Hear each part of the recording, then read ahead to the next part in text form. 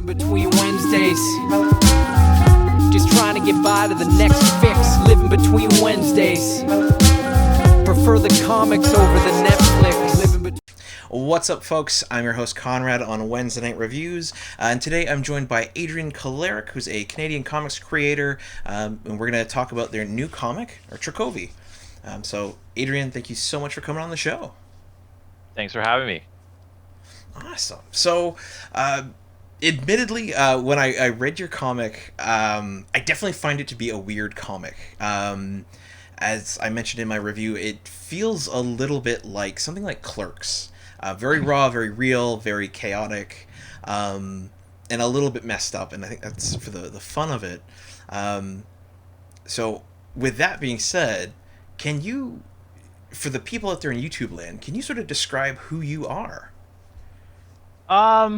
So I guess technically I'm an artist. So I've been working in a lot of mediums, like for like, I don't know, the last like 20 years, I'd say. Yeah. And so comics is something I've always wanted to do. Like, you know, growing up, I collected and all that, and it was something I knew I was going to get to, but I wasn't ready to just yet. Okay. And so I like to I find like I just like to try different mediums like every 2 years, right? I kind of go through 2-year intervals with each project, right? So if you go to my website, you know, you'll see, you know, like all these projects, and you can almost like basically see exactly like, you know, 24 months per project. So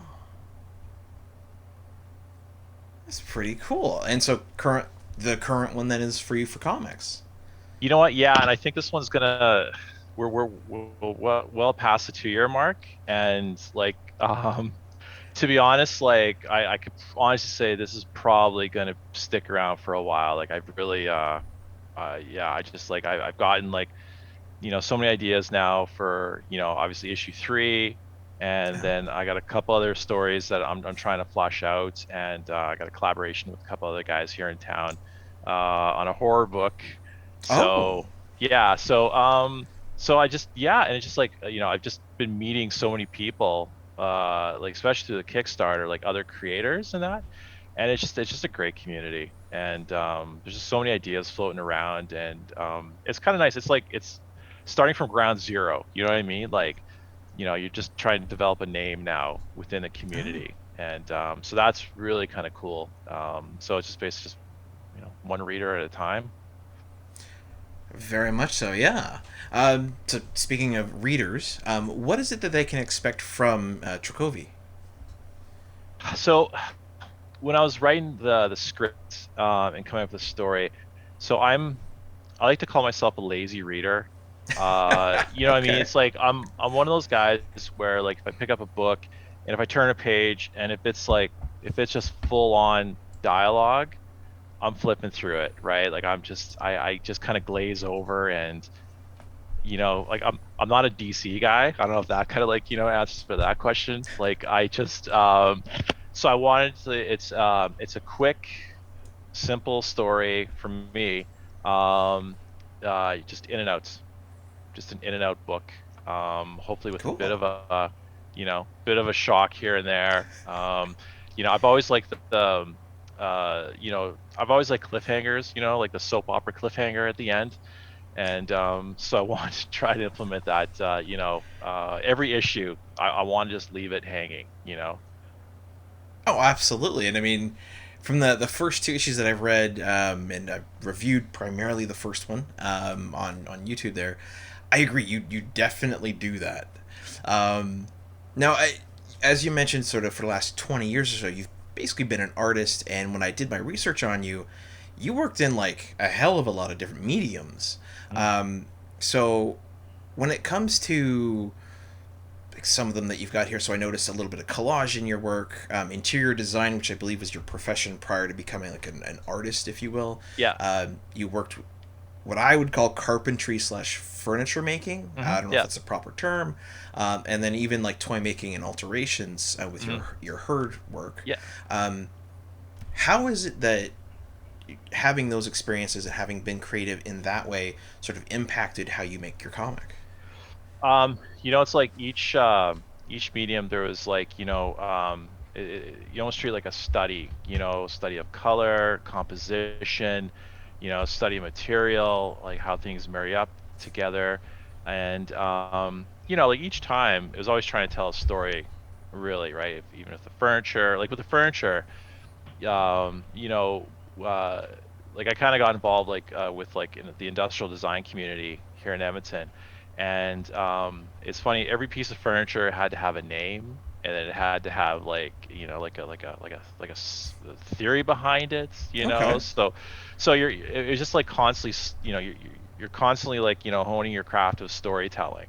Even though it wasn't in like the traditional like writing sense, comic book I Yeah. guess related, right? But um so yeah, so just each was like a progressive step towards what I'm doing right now. This is, like I said, what I'm doing right now is what I've always wanted to do, but I just felt I wasn't like, I don't know, I just wasn't there yet, I guess, like skills wise. And I'm not saying I'm like skillful right now, but I got enough to like at least get me to the store, right? Oh, So absolutely. So, okay, here's a question then. Because with the way that you've talked about it, it seems like you feel that comics are something that you have to be skilled at, you have to have worked at and honed your skill to be able to do. Um, Given all the time you spent with the other art and everything like that, um, do you find, eh, to be clear, within reference, so like when a lot of people think of art, right, they're like, the classic question of like, what does it mean comes up. mm, Given that, in that concept, and in how some of your work, someone like myself could go and see Heard, and see this collection of, frankly, really cool, well, I would call them toys at that point, art, yeah. and go, well, what does it mean, and think about it. Because comics allows you to have the runway to just tell a progressive story, did you find storytelling in comics easier or harder, or so what was the difference for you when it came to, you know, art having a story and then the comics story? Comics are harder. It was much harder coming up with a story, Huh. because I well, you're always thinking about the reader, I guess, right? Because you don't Yeah. want to come up with something that's, well, you're going to come up with something that's been done before, right? But it's laying out, in your own way. So yeah, I was really terrified, like, to come up with a decent story. So I had like, the original idea, and then I had met up with a friend of mine, who he just kind of ran through it, and he started asking questions. Well, why are you doing this, and why is this, and like, why am I going to believe this is happening? And that it deflated me for like the rest of the day, right? Like I thought, I'm not going to do Ah. this, right? But then you start thinking, the why, and like, what's the whole like motive of this, um the character, like what's their end goal, and where are they progressing to. It's just like with when you're doing art, when you're coming up with like a theory or a story or whatever for your gallery show and all that, it's just like you just kind of come up with the one thing, and boom, that's it. It's right there. The Okay. story is whatever. Whereas like a comic book is like you're always thinking ahead, to like, well, it's got to lead to somewhere, right? So it's like it's not just a one shot. Well, I could do a one shot, save me a lot of trouble. Um, but yeah, no, I just yeah, it's definitely harder. Yeah. Interesting.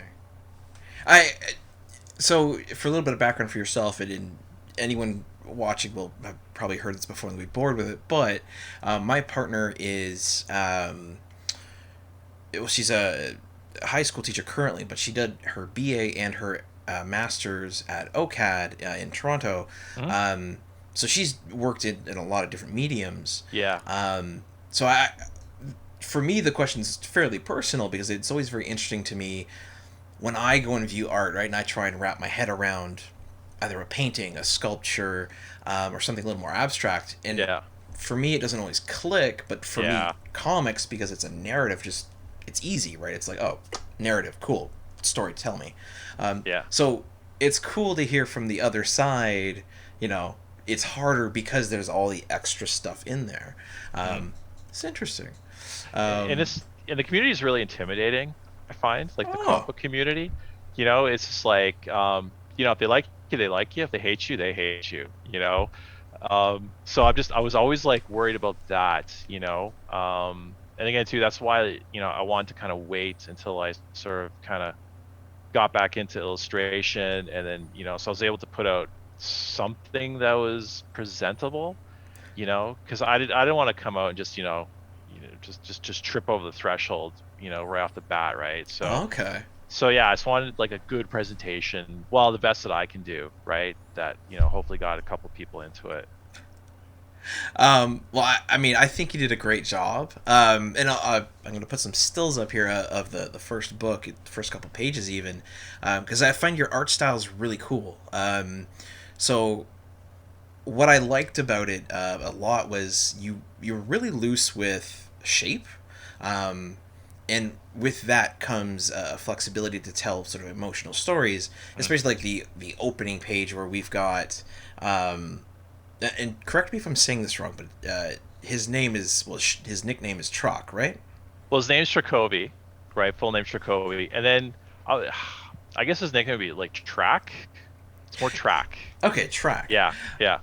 Yeah, and you've got him, and he's, I believe it's him, or it's a guy in green, and his face is all messed up because he's been in an accident, and his proportions are all, like, of his mouth are all weird, and his head's in a weird shape.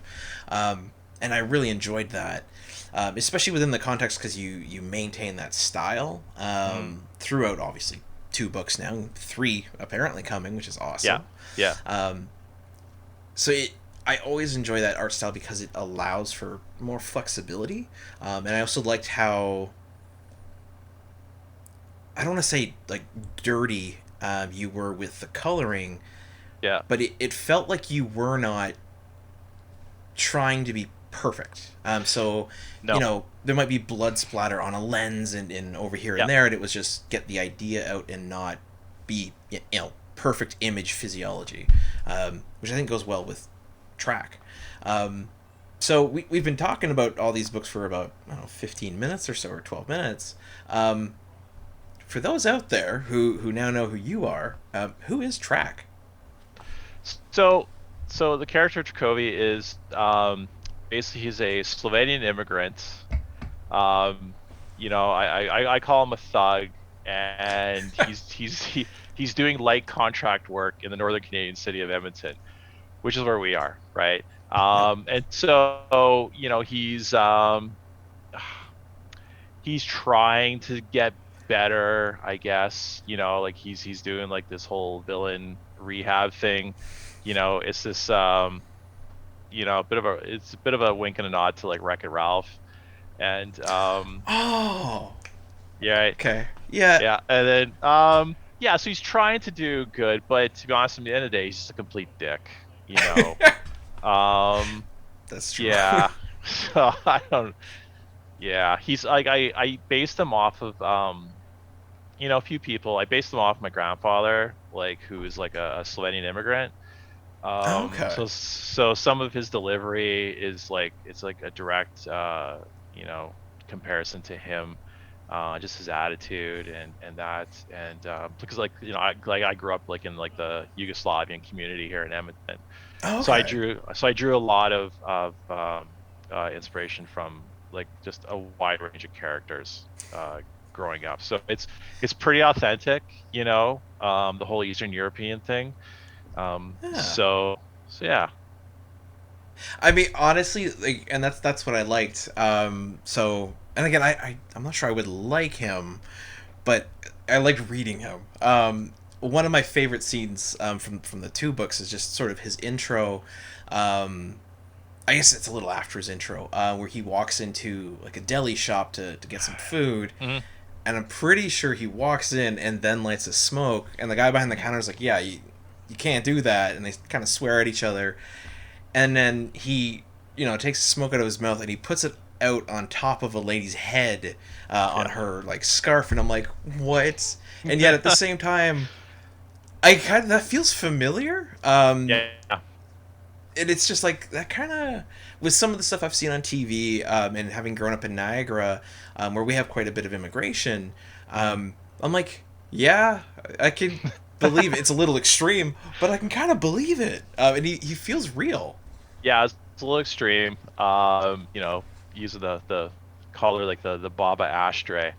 Um, but yeah, no, the dialogue. I just like I try to have like like subtle dialogue, I guess, almost like casual talk, right?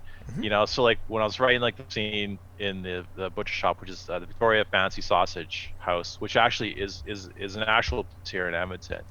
Oh, cool. Um, yeah, there's most actually every scene, every setting is an actual place. So the Ritchie Oh. neighborhood, at the end of issue 1, the Sugar and Spice Bakery. So that's an actual whatever. So I always had this like, thought in the back of my mind, if this book ever went anywhere, that, if people come to Edmonton, they could do like the Trakovi tour. So they can go to all like the Bellevue Community League where the rehab takes place, and the grain elevators where the bus crashes, just those little spots, Wow. so it's all there, it's real, right? Like I just like I try to decide, well, should I make up, should I world build, should I come up with my own, where I'm like, what's all here, so it's like all my references are here. I Nice. know what the insides look like. So it just, it makes it easier, and it makes it a little more authentic. Oh, for So sure. I think that's fantastic. And one thing I like, and for some reason you barely see this in any sort of like major comics, like to me anything by any big publishing house, is just that, like the references to the local stuff. yeah. So when we get comics like yours, Mhm. where like you said, you could literally go, like I could go to Edmonton and take the tour and go, Yeah. okay, well, we'll get some food here, we'll go check out the rec center, this, that, and the other. Yeah. I think that's probably some of the coolest stuff that you can do. Yeah, Um, honestly, that idea came from in Sex and the City, right? oh, The Where I remember Sarah Jessica Parker, and she was basically saying that New York City was the fifth character in the series, right? Because it was such a predominant setting, and she talked about New York like every episode, blah blah blah. And I mm, thought, well, so why can't I make Edmonton like like a supporting character in the book? that's amazing. Well, I absolutely hope that folks in Edmonton pick it up and love it because it's home. Um, That's the majority of the backers from the Kickstarter was from yes. Edmonton, so which is good, yeah. Oh, absolutely. And speaking of which, if I'm not mistaken, the Kickstarter has ended, correct? Done, yeah. Yeah, Done. and Uh, last week, yeah. yeah, and when I checked it, I know you'd surpassed your goal. Mhm. Um, did you end up getting any like stretch goals and stuff like that with enough fundraising? um it's funny, so this is my first Kickstarter, right? Oh, So I was a little loose, I guess, with the stretch goals. So it's like it'd be one of those things where I'd be sitting around like, well, I'm getting close to such and such number, I'll just throw out something, right? So I was like at 98 backers. I'm like, well, if I hit 100, every backer, physical backer, gets a secret sticker, oh, cool. and Okay. and so it hit 100, and then a couple people like, yes, and then somebody dropped their backing, their pledge, so it went back down to 99. Oh, So, but it went back up, and then so we added a sticker, which I'm in the process of drawing right now, oh, very and cool. then like a day or two before it ended, I was like at like 8,600 Canadian. And I'm just thinking to myself, I'm like, well, and it kind of crept up a bit and got close to 9. I'm like, well, I'm not that far off from like 10 grand, right? Canadian. I'm like, well, I don't know. I was like, honestly, I was just gonna ignore it the last week and just let it go, because like I don't know if you ran a Kickstarter, or anybody else that's run a Kickstarter, you're exhausted by Hmm. like week 3. You're like, you're done. you feel guilty posting updates, on the Kickstarter. It's like, you feel like this like just cheesy salesman, you're just trying to, you're almost at the point where you want to play some Sarah McLachlan music, to really like, add the urgency of it. So, but anyway, but I looked at it, I'm like, well, I'm gonna just make a go of this. I'll plug it a bit and see if I can hit 10K. And then I just kind of said, well, if we hit 10K, I'll do a secret variant cover for issue 2. That's just for the backers, right? And it just like went from there. It's like, so all of a sudden, like, people kind of took to it and started retweeting it and just helping. Yes. And then so the night before it ended like Thursday at like 6:14 a.m. my time. So I went to bed at like 10:30 or so, and I was like, I don't know, I was a few hundred away, and nothing was happening for the last few hours. I'm like, it's not gonna happen. So I wake up and like it was like 10 right on the nose, like right on the nose, right? So there was like, because one of the guys that backed me, he works night shift, and so like 2-3 in the morning, he was just basically plugging this. So basically, like, so the Night Owls put it over the top, and then and it's perfect because so we have this variant cover. Actually, my daughter, she's here at the university, so she actually did a cover that I was going to save for issue 3 variant. Okay. But I decided, you know what, it's a great cover, and let's just do it for the secret variant. So I'm going to have this in an envelope, and basically it's going to be don't open this until you've finished issue 2, because it'll spoil issue 2, right? Oh, so it's like, okay. So it's like but it's a really, really cool cover, so I'm really excited about it. Nice. That is so cool. Yeah. And congratulations. Like, I'm so happy to hear that you were able to sort of hit that 10K mark in your sleep. And thank God for Night Owls and night shift workers. I honestly, like, before I started this Kickstarter, I had a solid like 8 people that were gonna back it. I thought 8, perfect. Whatever, right? So you never know how these things go. And then I just had a couple of good reviews later on, and here we are. Yeah. Here we are. Yeah. Yeah. That's amazing. Golden age to present, digest to oversize. Never miss new comic day. Yeah, no surprise. So where's my no prize? Check the letter columns. Can't find issue 2? Yeah. Collector problems, cliffhangers, mysteries. You need answers. When did Batman become Green Lantern? I get it. True believer, not lying. Always up for an awesome summer crossover tie-in.